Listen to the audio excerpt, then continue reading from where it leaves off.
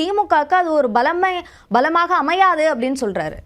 இல்லை, அவர் சகோதரர் பேச்சில் வந்து எனக்கு தெரிஞ்ச வரைக்கும் விரக்தி தெரியுது. என்ன விரக்தினா, உணவு இருந்து சாப்பிடாமல் இருந்தால் அதுக்கு பேர் வந்து உண்ணாவிரதம். சாப்பாடே இல்லாமல் சாப்பிடாமல் இருந்தோம்னு வச்சுங்க, அதுக்கு பேர் பட்னி. அவங்கள நம்பி யாரும் வரமாட்டாங்க. இப்போ அவங்க இருக்கிறதுக்கு பேர் பட்னி இருக்கிறாங்க. அந்த பட்னியை வந்து அவங்க என்ன பண்ண சொல்கிறாங்கன்னா, நாங்கள் விரதம் இருக்கிறோன்னு சமாளிக்கிறாங்க. நம்பி வரமாட்டாங்கன்னு சொல்றீங்க. பாஜக கூட்டணியில் இருக்காங்க, பாமக கூட்டணியில் இருக்காங்க, அமமுக இருக்காங்க. இல்லை பாமக வருது. அந்த பாமகவில் பெரியவர் ராமதாஸ் எங்கே இருக்காருன்னு தெரியாது. நீங்கள் நாடாளுமன்ற தேர்தல் கணக்கு பிரகாரமே எடுத்தால் கூட சகோதரர் சொன்ன மாதிரி 23.08 தான் அதிமுக வாங்கியிருந்தது. அது வாங்கியிருக்கும்போது அதில் வந்து பார்த்தீங்கன்னா அதிமுக, புதிய தமிழகம், தேமுதிக 3 பேர் சேர்ந்து தான் அந்த 23%. அதை நீங்கள் மைனஸ் பண்ணி பார்த்தீங்கன்னா, அந்த 2 பேர்த்து மைனஸ் பண்ணி பார்த்தீங்கன்னா 20% தான் அதிமுக வாங்கியிருந்த ஓட்டு. அதில் கிருஷ்ணசாமி வாங்கியிருந்த ஓட்டு அவர் ரெட்டையில் தான் நின்றுந்தார். ஸோ நீங்கள் அதையும் மைனஸ் பண்ணி பார்த்தீங்கன்னா 20% ஓட்டு தான் அவங்க வச்சுருந்தாங்க.